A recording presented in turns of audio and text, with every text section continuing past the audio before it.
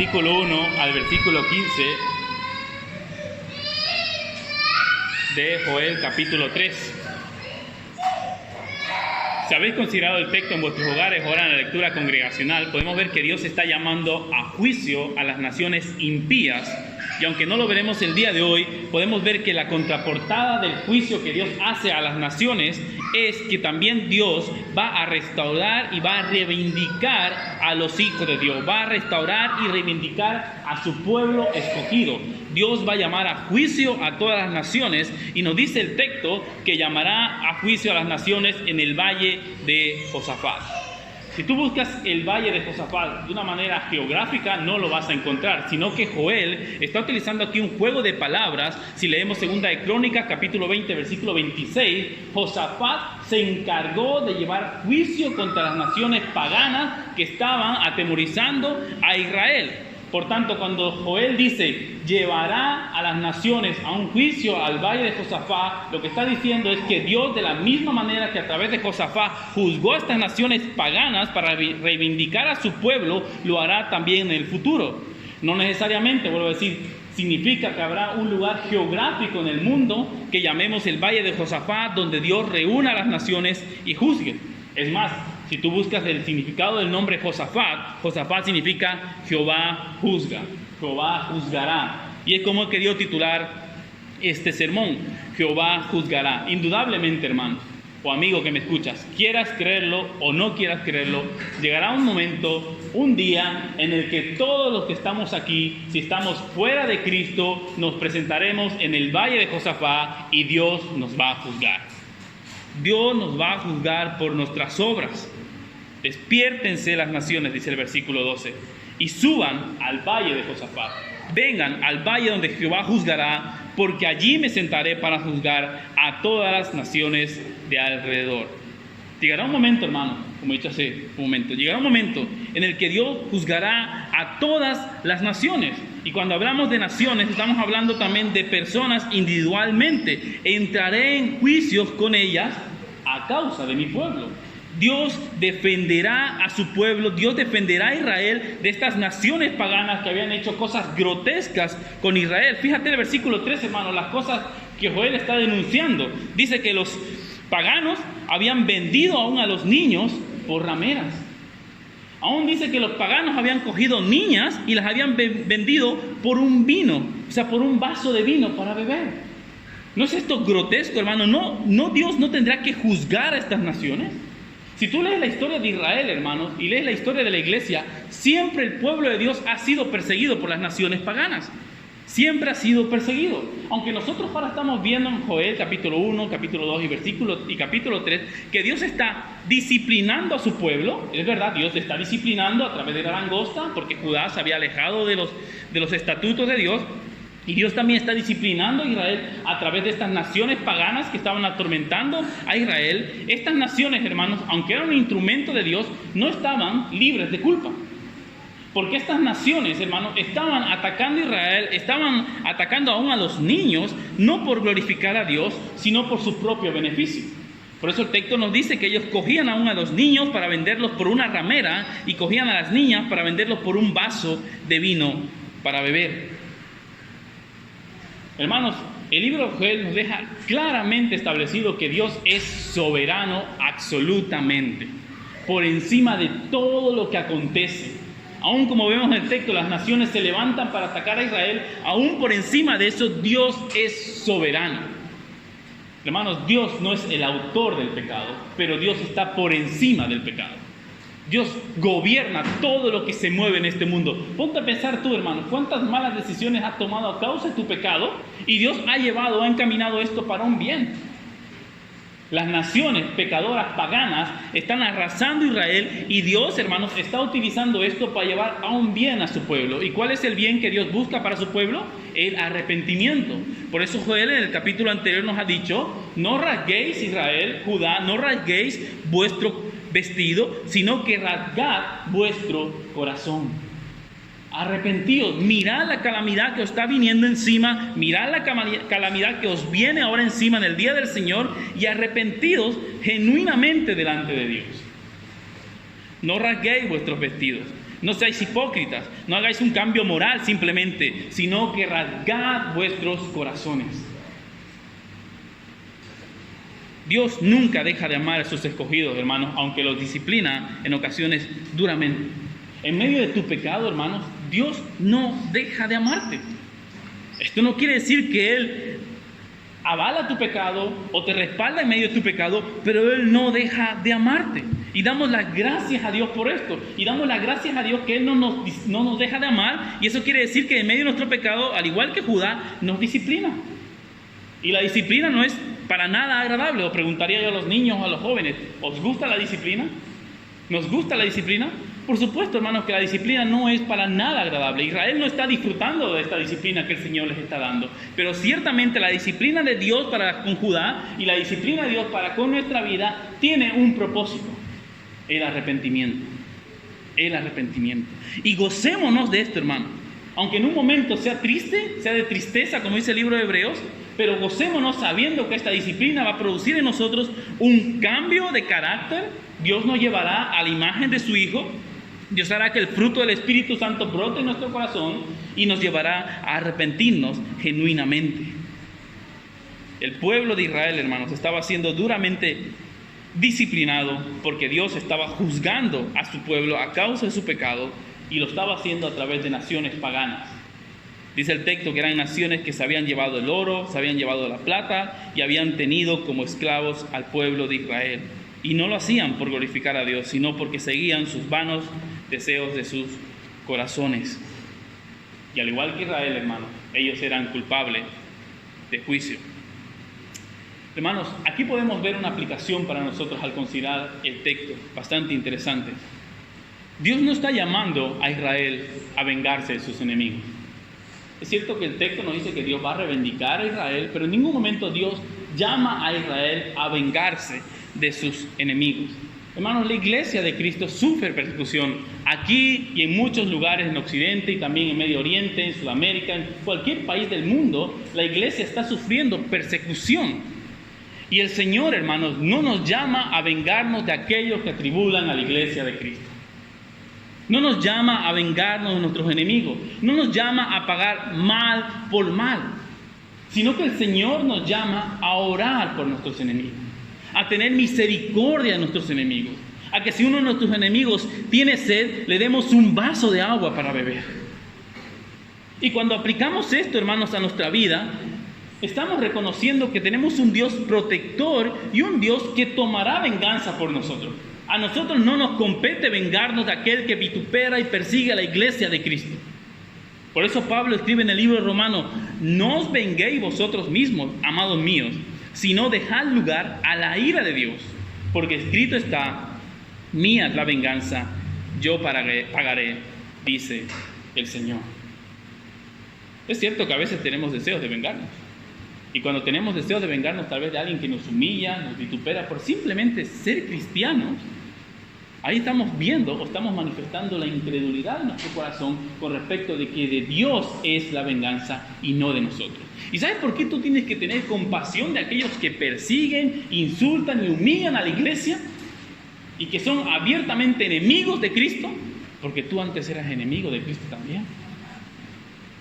Tal vez no de palabras insultabas, tal vez no humillabas a aquellos que eran cristianos, pero tu corazón y tu comportamiento blasfemaba abiertamente contra el Creador de los cielos y de la tierra. Y eras, al igual que ellos, reo de muerte y merecedor de la ira de Dios. Pero Dios, como dice Efesios capítulo 2, tuvo misericordia de ti, y siendo enemigo, te hizo amigo a través de Cristo y te encomendó el ministerio de la reconciliación. ¿Cómo nosotros vamos a odiar a nuestros enemigos si también nosotros éramos enemigos de Dios? Éramos enemigos de Dios y Él tuvo misericordia de nosotros. Deberíamos orar por ellos para que el Señor, como dice Joel capítulo 2 también, quién sabe si el Señor tenga misericordia de ellos de la misma manera que lo tuvo de nosotros. Seguramente, hermanos, si nos ponemos en el lugar de los judíos, ellos tendrían deseos tal vez de vengarse de aquellos que los estaban llevando cautivos. Pero Dios, a través del profeta Joel, les llama a la esperanza y les dice: no, yo juzgaré a tus enemigos. yo juzgaré a todos aquellos que atribulan al pueblo de Dios. Y notemos a partir del versículo 4 del capítulo 3 que Dios empieza ahora a dialogar con los enemigos de su pueblo. Dice, menciona a Tiro, menciona a Sidón y también menciona a Filistea. Aunque aquí podemos ver tal vez una referencia directa, de manera literal, a estos pueblos, creo que por el contexto podemos entender que Dios está haciendo un llamado a sus enemigos de manera general. Está diciendo todos aquellos que son representados en Tiro, en Sidón y en Filistea, todas las naciones del mundo que se levantan en contra de mi iglesia, oíd lo que tengo que decir en contra de vosotros. Y es muy curioso, hermano, lo que Dios está empezando a hacer con las naciones. Está hablando con ellos y les dice, despiértense las naciones y suban al valle de Josafat, porque allí me sentaré para juzgar a todas las naciones de alrededor. Y Dios empieza a hacer preguntas retóricas. ¿Qué tengo yo contra vosotras, Tiro y Sidón y todo el territorio filisteo? Y les hace una pregunta, ¿queréis acaso vengaros de mí? Estas palabras, por supuesto, Tiro, Sidón y Filistea no lo estaban oyendo, sino que eran preguntas retóricas que oían el pueblo de Israel. Y Dios le está diciendo a Israel, hermanos, que Él tomará venganza y Él se levantará como un fuego consumidor y destruirá a los enemigos de Israel y les dará el mismo trato que estas naciones paganas han dado a Israel. Hermanos, en el transcurso de la historia de la humanidad, vemos cómo las naciones, hermanos, se han levantado contra Israel. ¿Es verdad? ¿No les parece esto curioso? En el transcurso de la historia de la humanidad, constantemente naciones se han levantado en contra de Israel. La última tal vez que podemos traer a nuestra memoria es Alemania, que se levantó de una manera dura contra el pueblo de Israel. Y Dios está diciendo, hermanos, que todas estas naciones van a ser juzgadas. Y si tú lees un poco de la historia de la humanidad, hermanos, podemos ver que Sidón, podemos ver que Tiro fueron juzgadas también por Dios en un momento dado de la historia. Antíoco III destruyó Sidón. Alejandro Magno destruyó Tiro y Gaza, la parte donde está ahora Filistea. Pero aquí Joel está apuntando también no solamente a un momento concreto de la humanidad, donde Dios tomará venganza de aquellos que atribulan al pueblo de Dios, sino que Joel también está apuntando a un evento escatológico. ¿Y qué significa escatológico? Pues los últimos tiempos de la humanidad. Hermanos, ¿cómo Dios no va a juzgar a la humanidad? ¿Cómo Dios no va a juzgar las atrocidades de las naciones? ¿Cómo Dios no va a juzgar a aquellos que se levantan en contra de su pueblo, aquellos que se levantan en contra de sus escogidos? Hermanos, cuando yo consideraba el texto, veía cómo Joel dice, los niños eran atribulados. Los seres más indefensos que nosotros podemos ver en la humanidad eran atribulados. ¿Cómo Dios no va a vengarse de estas personas? ¿Cómo Dios no va a juzgar también ahora a nuestras naciones, hermanos? Donde vemos también que los niños, los seres más indefensos, son día tras día asesinados. Esta semana pasada, hermanos, podíamos ver la incoherencia de esta nación, donde una niña no puede salir del colegio si no tiene autorización de su padre o de su madre, pero sí puede irse a abortar sin la autorización de su padre y su madre. ¿Cómo Dios no va a juzgar esta nación, hermanos? Cuando yo tomaba, hermanos, el texto y veía acerca de cómo estas naciones vituperaban y abusaban de los más pequeños, me puse a leer un poco acerca de las estadísticas de los abortos que se hacen aquí en España. Y según el Ministerio de Sanidad, datos oficiales, y estamos hablando de abortos quirúrgicos, porque los abortos químicos ni siquiera llevan control de los abortos químicos. Los abortos quirúrgicos, hermanos, tenemos anualmente más de 100,000 niños abortados. Solo en este país. ¿Cómo Dios no va a juzgar a esta nación? ¿Cómo Dios no se va a levantar en contra de estos que hacen daño al ser más indefenso? ¿Y existe un ser más indefenso que un niño del vientre de su madre? Y le llaman derecho, le llaman libertad, asesinar a un niño. Jehová, hermano, Jehová juzgará la maldad de estos hombres. Que no te quepa la menor duda que toda la humanidad, como decíamos en sermones pasados, hallará su fin en el tribunal de Dios. Y todos los hombres, hermano, que hayan hecho lo malo delante de Dios, que no se hayan arrepentido de sus pecados, Dios caerá sobre ellos como fuego consumidor. Es triste, hermano, ver cómo la humanidad se ha corrompido tanto. Cómo la humanidad llama derecho al asesinato. Cómo la humanidad llama algo lógico a lo que no tiene razón de ser. Joel dice, proclamad, versículo 9, esto entre las naciones, proclamad guerra, despertad a los valientes, acérquense, vengan todos los hombres de guerra. Dios está llamando, vosotras naciones, ¿sois valientes? ¿Tenéis hombres valientes? ¿Os creéis poderosa? Proclamad esto entre vuestras naciones. Venid a mí y luchad contra mí. Forjad espadas de vuestros asadones, lanza de vuestras hoces. Diga el débil, fuerte soy. Juntaos y venid, naciones todas de alrededor, y congregaos. Haz venir allí, oh Jehová, tus fuertes. Despiértense las naciones y suban al valle de Josafat, porque allí me sentaré para juzgar a todas las naciones de alrededor. La soberbia y la prepotencia, hermano, de los hombres es tal que Joel nos dice que ellos se levantan en guerra contra el Creador de los cielos y de la tierra. La prepotencia es tal, hermanos, que aún el débil va a decir, fuerte soy, y luchará contra Jehová, o intentará luchar contra Jehová. Algunos cristianos, hermanos, sin considerar el contexto de Joel capítulo 3, piensan que Dios está hablando a los cristianos y les dicen, diga el débil, fuerte soy. Pero si tú lees el contexto de este pasaje, Dios está llamando aún a los que son débiles, aún a los que son tullidos, aún a aquellos que van tal vez en sillas de ruedas, pero que tienen un corazón prepotente contra Dios, que se levanten y digan que son fuertes porque van a luchar contra el Creador de los cielos y de la tierra. El texto nos quiere decir que nadie que esté fuera de Cristo se librará del juicio de Dios. Absolutamente nadie. Antiguamente, hermanos, cuando había una persona que era coja, era débil, no iba a la batalla. Pero aquí Dios le dice, aún tú que eres débil, que tal vez los hombres no te lleven a la batalla, tú di que eres fuerte porque vendrás a luchar contra mí. Nadie se librará del juicio de Dios. Los hombres maquinan y piensan cosas vanas para destruir al Creador de los cielos y de la tierra, y se juntarán para la batalla contra Dios. ¿No es lo que vemos ahora, hermanos?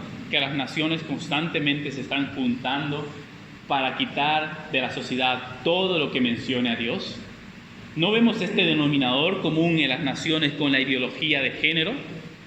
Que ahora si un gobernante no apoya esto, seguramente, indudablemente, no va a ganar ninguna elección. Las naciones maquinan contra Dios. Y esto no es algo nuevo, no es algo del siglo XX, siglo XXI. Es algo que ya ocurría desde el profeta Joel, 500 años antes de Cristo. Y quiero que me acompañes al Salmo capítulo 2. Vamos a leer del versículo 1 al 3.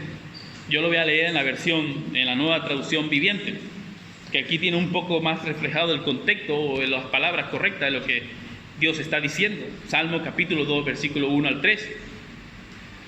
Dice así el texto, en la nueva traducción viviente. ¿Por qué se enojan tanto las naciones? ¿Por qué pierden el tiempo haciendo planes inútiles? Los reyes de la tierra se preparan para la batalla. Los gobernantes conspiran juntos en contra del Señor y en contra de su ungido. Y dicen eso, rompamos las cadenas, gritan, rompamos las cadenas y liberémonos de ser esclavos de Dios. Hermanos, césares, emperadores, reyes, fascistas, comunistas y un largo etcétera han perseguido al pueblo de Dios y han maquinado y conspirado en contra de Dios.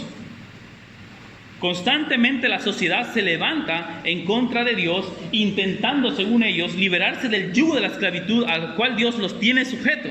Y es una lucha, hermanos, y una persecución al pueblo de Dios que no tiene sentido. ¿Y por qué digo que no tiene sentido, hermano? Porque la sociedad, hermano, persigue y vitupera al cristiano porque el cristiano quiere caminar íntegramente delante de Dios. ¿No os ha pasado esto, hermano? Que los jóvenes son insultados o menospreciados en el instituto porque no tienen una vida sexual activa. Es que si no tienes una vida sexual activa, eres ¿cómo dicen ellos? Troglodita.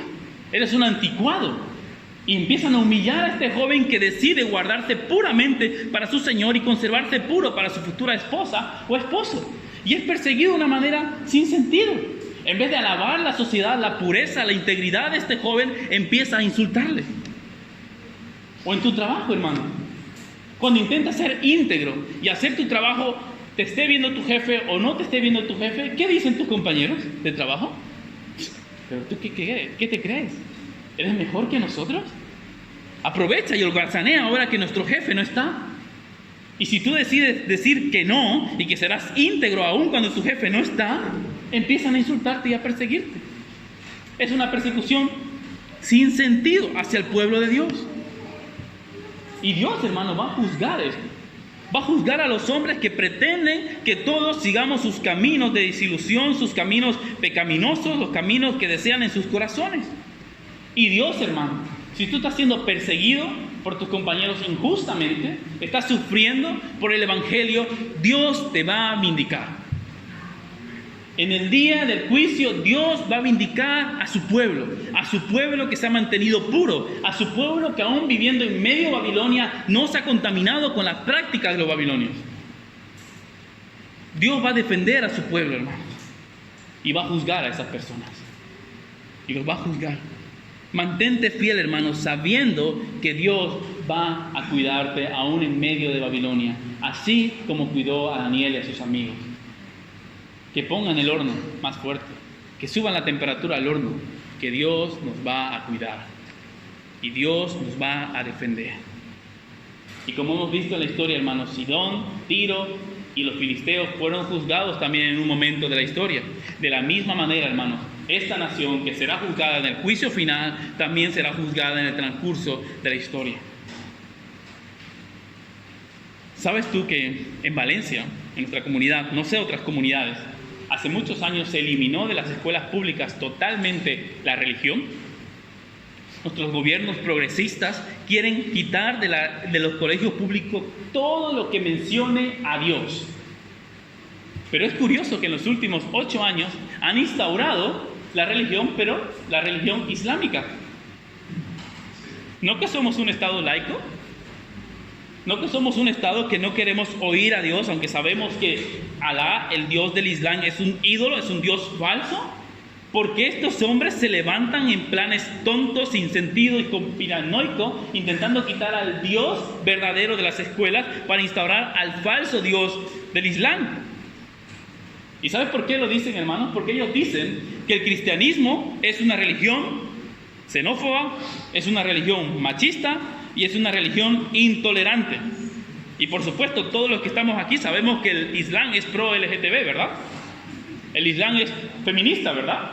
Todos sabemos que el Islam es tolerante con todas las culturas. Una lucha sin sentido, hermano. No tiene sentido. ¿Y sabes por qué te cuento esto, hermano? Porque Dios va a utilizar a esta religión, a estas personas, como azote para Europa. Ya estamos viendo, hermanos, en muchas ciudades, en Francia y en Barcelona, cómo hay barrios enteros islamizados totalmente, donde las personas que son autóctonas ahí, donde han crecido en una cultura judeocristiana, están siendo azotadas por esta religión. Y esto es lo que Europa quiere, hermano. Quiere deshacerse del Dios que la ha hecho grande. Si tú consideras los países de Europa, hermano, son grandes porque han sido fundados bajo una cultura judeocristiana. Pero ahora quieren quitar todo esto, quieren deshacerse de su historia para volverse a un Dios sin sentido. Y pensando que de esta manera van a liberarse del yugo de Dios. Pero Dios va a utilizar a estos como azote para Europa.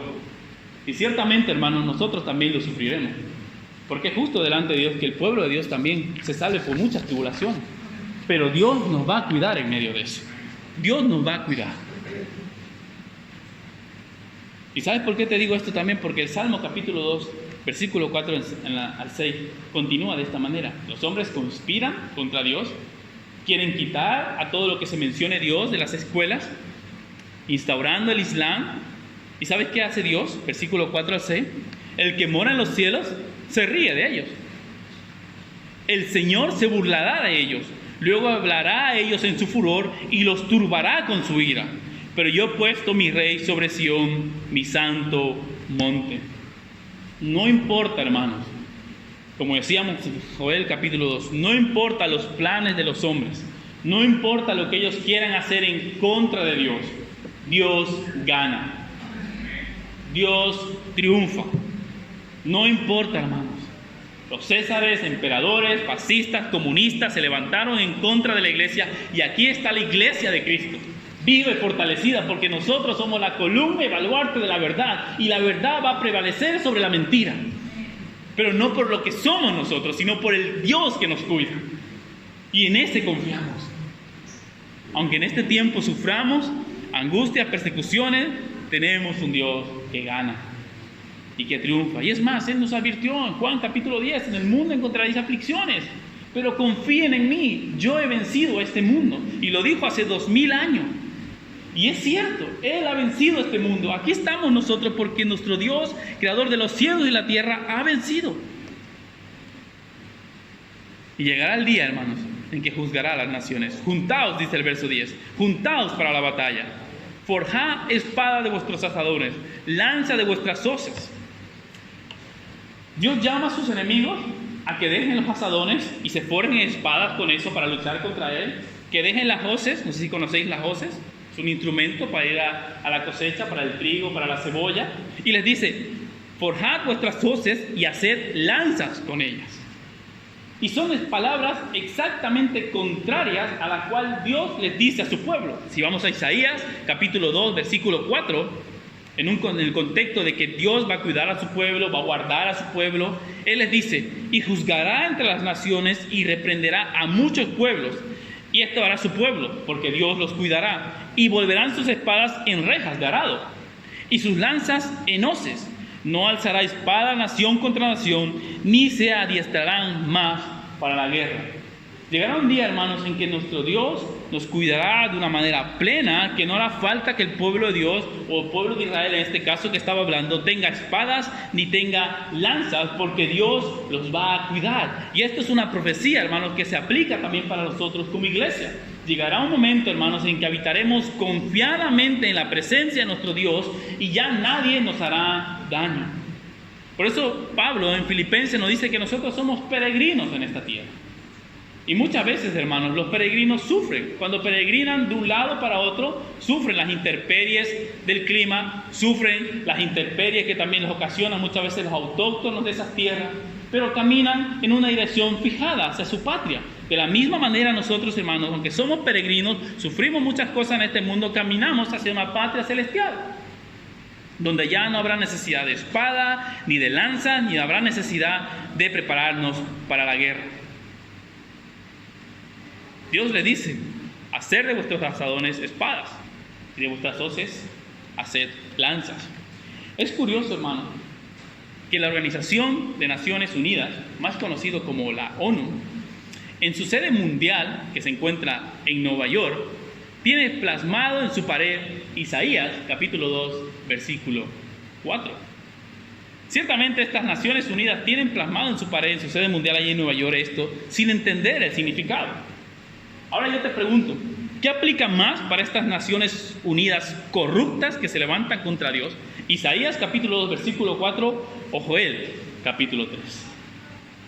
Joel capítulo 3 cabe mejor para estas naciones que tienen una agenda que está destinada a destruir al cristianismo. El juicio de Dios, dice Joel, aunque no es cercano, el texto nos dice, aunque no es cercano, es eminente. Aunque esto puede ser sinónimo de cercano, lo que nos quiere decir Joel que es completamente seguro. El juicio de Dios llegará de manera segura. Aunque muchos hoy, como vimos en el libro de Sofonía, tienen el juicio de Dios como tardanza.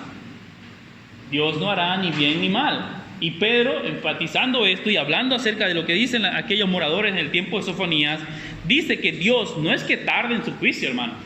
No es que Dios tarde en su juicio, querido amigo. Es que Dios es clemente y misericordioso, como Joel también lo ha plasmado, y quiere que tú te arrepientas de tu pecado. Dios no está tardando su juicio. Él quiere que tú te arrepientas de tu pecado, y Él, te garantizo, que perdonará tu maldad, te salvará y te restaurará.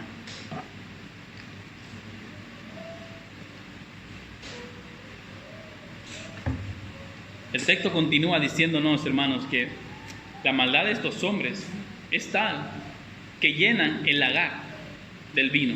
El lagar del vino está completamente lleno. Las cubas están a rebosar. Este es un texto, hermanos, que hace referencia directa a Isaías capítulo 63. Quiero que me acompañes ahí, hermanos, porque Joel es muy romántico, si se me permite esta expresión, es muy poeta al hablar acerca de cómo está la maldad de los hombres, que dice, su maldad ha llenado el lagar, ha rebosado las cubas. Pero Isaías 63, versículo 1 al 6, nos explica qué significa esto. ¿Y qué hará Dios con aquellos que han llenado a través de su maldad el lagar y han rebosado las cubas con su maldad? Dice capítulo 63, versículo 1 al 6. ¿Quién es este que viene de Edom, de Borra, con vestidos rojos? Este hermoso en su vestido que marcha en la grandeza de su poder. Yo, el que hablo en justicia, grande para salvar. ¿Por qué es rojo tu vestido y tus ropas como aquel que ha pisado el lagar? He pisado yo el lagar de los pueblos. Nadie había conmigo. Los pisé con mi ira y los hollé con mi furor. Escucha esto. Y su sangre salpicó mis vestidos y manchó todas mis ropas. Porque el día de la venganza está en mi corazón y el año de mis redimidos ha llegado. Miré y no había quien ayudara, y me maravillé de que no hubiera quien sustentase, y me salvó mi brazo, y me sostuvo mi ira, y con mi ira hollé los pueblos, y los embriagué en mi furor, y derramé en tierra su sangre. Cuando Joel habla del lagar de las cubas, está diciendo, Dios va a pisar a sus enemigos, hasta tal punto, hermanos, y perdón, puede ser muy gráfico, de que sus vestidos van a estar llenos de sangre. Que le preguntarán sus redimidos, ¿por qué tu ropa es roja? Porque es la sangre de mis enemigos. Joel está hablando a Israel y nos está hablando a nosotros. Huye de esto. Huye de esto. Oye, el día del Señor, el día de juicio está cercano. ¿Seguirá jugando a ser cristiano? ¿Seguirá siendo como estas naciones idólatras que tal vez de labios honraban a Dios, cantaban himnos hermosos a Dios, pero tenían una grotesca hipocresía en su corazón? ¿Quién de los que está aquí, que juega a ser cristiano, que es un hipócrita en su vida cristiana, escapará del juicio de Dios? ¿Quién de los que está aquí, que tal vez se burla del mensaje del Evangelio, escapará del juicio de Dios? Hermano y amigo, si no fuera por Cristo, nadie de los que estamos aquí escaparíamos del juicio de Dios. Por eso entonábamos que Él es nuestra roca, Él es nuestro castillo fuerte, Él es nuestro escondedero de la ira de Dios. Este es Cristo, roca fuerte, castillo fuerte y escondedero. Que no importa que el día de hoy hayas sido un hipócrita en tu vida cristiana, hay perdón para ti. Que no importa que hoy hayas llegado blasfemando el nombre de Cristo, hay perdón para ti. Imagínate el hombre más malo o la mujer más mala que tú puedas imaginar en tu mente, hay perdón si se arrepiente de sus pecados. Porque después de esto, hermano, solamente quedará una horrenda expectación de juicio. Corre al escondedero que es Cristo. Salmo 119, versículo 113. Aborrezco, dice el salmista, a los hombres hipócritas, mas amo tu ley, mi escondedero y mi escudo eres tú, en tu palabra he esperado. El salmista sabía, hermanos, que en Dios podía hallar el escondedero para la ira del propio Dios.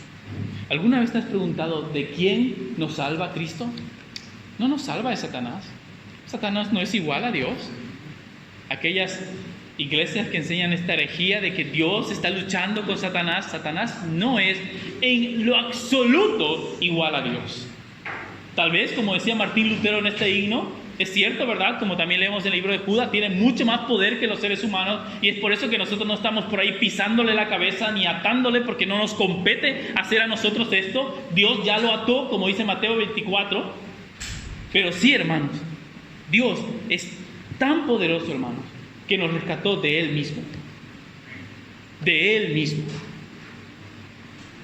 Algunos enseñan, tal vez, puede ser que yo esté equivocado, pero algunos enseñan que la ira de Dios es un atributo de Dios.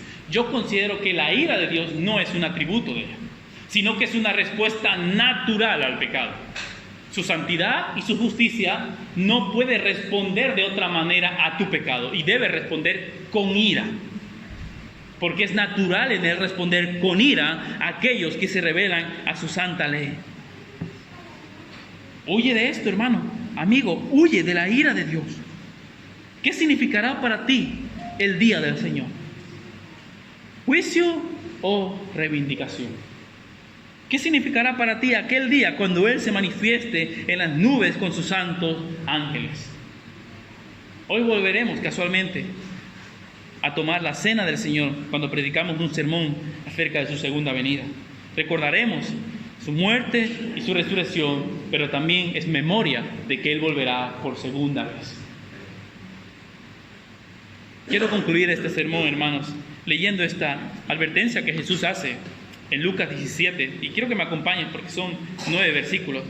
Lucas 17, versículo 26 al 37. Lucas 17, 26 al 37. Hablando de su segunda venida, hablando de cuando Él se vaya a manifestar nuevamente, dice, escucha esto y estoy seguro que tu mente te lleva a ver que es completamente lo que sucede ahora en nuestra sociedad. Dice el versículo 26 en adelante, como fue en los días de Noé, así también será en los días del Hijo del Hombre. Comían, bebían, se casaban y se daban en casamiento hasta el día que Noé entró en el arca. Y vino el diluvio y los destruyó a todos.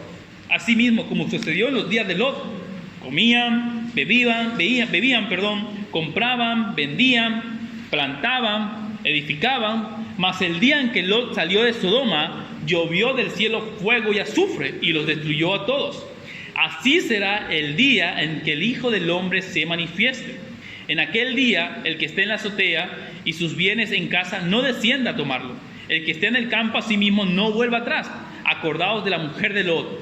Todo el que procure salvar su vida, la perderá. Y todo aquel que la pierda, la salvará. Os digo que en aquella noche estarán dos en una cama, el uno será tomado y el otro será dejado. Dos mujeres estarán moliendo juntas, la una será tomada y la otra dejada. Dos estarán en el campo, el uno será tomado y el otro dejado. Y respondiendo le dijeron los discípulos, ¿dónde, Señor? O sea, hablando acerca de dónde serán tomados. Él les dijo, donde estuviera el cuerpo, allí se juntarán también las águilas. El texto nos dice que en ese día grande, en el que Dios se manifieste y venga a juzgar a las naciones, uno será tomado y otro será dejado. Cuando hacemos nuestra escatología solamente de un capítulo de las Escrituras o de un versículo, podemos llegar a la falsa conclusión que muchos han llegado pensando que este texto está hablando del rapto secreto de la iglesia o del arrebatamiento de la iglesia. Pero si nosotros consideramos este texto que hemos leído en Lucas 17 acerca del día del Señor, acerca de cuando Él venga a juzgar a las naciones, nos está hablando de que Dios va a tomar a sus enemigos. No está hablando de que va a tomar a su pueblo escogido, sino que va a tomar a sus enemigos. ¿Y por qué entendemos esto? Porque los discípulos le preguntan, ¿dónde serán tomados estas personas? Y la respuesta era bastante curiosa, ¿verdad? Donde estuviera el cuerpo, allí también se juntarán las águilas. Nuestra escatología debe estar basada en todas las Escrituras. Y hallamos, hermanos, su significado de esto en Apocalipsis 19. Cuando Dios juzga a todas las naciones, cuando el Rey de Reyes y Señor de Señores se manifiesta en el caballo blanco, dice el versículo 11, entonces viene el cielo abierto, y aquí uno que venía en un caballo blanco, y el que lo montaba se llamaba Fiel y Verdadero, y con justicia juzga y pelea. Y él mandará a su ángel, dice el versículo 17 de Apocalipsis 19, y vio un ángel que está de pie en el sol, y clamó a gran voz diciendo a todas las aves que vuelan en medio del cielo, venid y congregaos a la gran cena de Dios, y para que comáis carne de reyes, carne de capitanes, carne de fuertes, carne de caballos, de sus jinetes, carne de todos los que son libres y esclavos, carne de pequeños y de grandes. Hermanos, el Señor se manifestará y tomará a sus enemigos y preparará una gran cena para las aves de los cielos. Por eso Jesús le responde a los discípulos: donde esté el cuerpo de mis enemigos, ahí también se juntarán las águilas a devorar carne de reyes, carne de capitanes, carne de fuertes, carne de jinetes, de pequeños y de grandes. Y el texto continúa, hermanos, versículo 19. Y vi a la bestia, a los reyes de la tierra y a sus ejércitos reunidos para guerrear contra aquel que monta en el caballo y contra su ejército. Y la bestia fue apresada, y con ella el falso profeta que había hecho delante de ellas las señales con las cuales había engañado a los que recibieron la marca de la bestia y habían adorado su imagen. Estos dos fueron lanzados vivos dentro de un lago de fuego que arde con azufre, y los demás fueron muertos con la espada que salía de la boca del que montaba el caballo. Y todas las aves, versículo 21, y todas las aves se saciaron de las carnes de ellos. Jehová juzgará y todos seremos juzgados.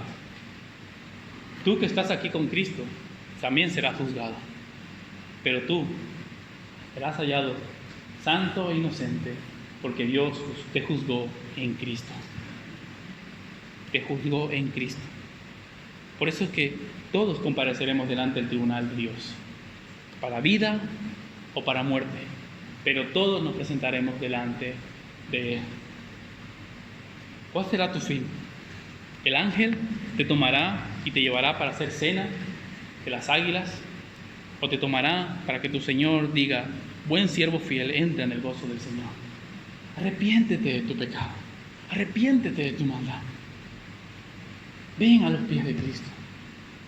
Deja de oír esa voz del mundo de que esto es falso, que esto es mentira. La historia respalda todo lo que enseñamos acerca del cristianismo. Dios ha preservado un pueblo, hermano. Aun cuando todos se han levantado en contra de la iglesia de Cristo, aquí estamos.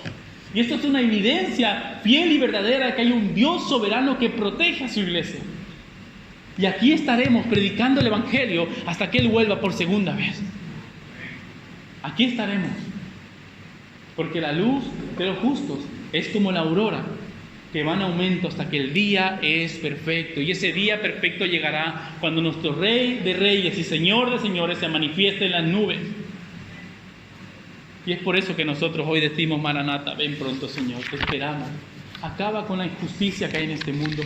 Juzga a las naciones, juzga sus atrocidades, defienda a tus pequeños. Él hará, confía, Él hará. Y confiamos nosotros en que Él juzgará para vida y para muerte. Vamos a orar. Señor, te damos las gracias por tu palabra. Gracias te damos porque aunque es dura, Señor, en ocasiones, aunque es difícil de saborear, Señor, es difícil de creer en ocasiones, te rogamos, Señor, que el poder de tu Espíritu Santo hable a nuestro entendimiento, hable a nuestro corazón y podamos ver, Señor, estas palabras del profeta, estas palabras de los apóstoles que han quedado plasmadas en las Escrituras, como palabra tuya, Señor, que nos exhorte, nos confronte, pero que también nos consuele. Padre, Joel nos presenta, Señor, en estos 3 capítulos, un Dios que es fuego consumidor, pero también nos ha presentado un Dios clemente y misericordioso, tardo para la ira y pronto en perdonar a los hombres que se arrepienten. Llévanos al arrepentimiento genuino. Haz que nos rasguemos nuestros corazones y no nuestro vestido. Desecha toda clase de hipocresía que pueda haber en nuestro corazón, en nuestra mente, Señor. Desecha toda clase de cambio moral o superficial que tal vez tengamos, Señor. Y penetra nuestros corazones para que podamos tener un cambio genuino que sea manifestado a través del poder de tu Espíritu en el fruto que Él pone en nuestros corazones, Señor. Que vivamos, Señor, santamente en un medio de esta generación, Señor. Que confiemos en ti, que amemos a nuestros enemigos, que oremos por ellos, que los bendigamos constantemente, Señor. Recordando en todo tiempo que nosotros antes éramos enemigos tuyos y tú nos has reconciliado a través de Cristo. Ponemos este tiempo en tus manos ahora que vamos a pasar a la cena de tu Hijo, Señor. Un momento solemne en el que recordamos su muerte y resurrección y también recordamos que tú vendrás por segunda vez. En el nombre de Jesús. Amén. Vamos a ponernos de pie, hermanos. Vamos a entonar un himno antes de pasar a la cena del Señor.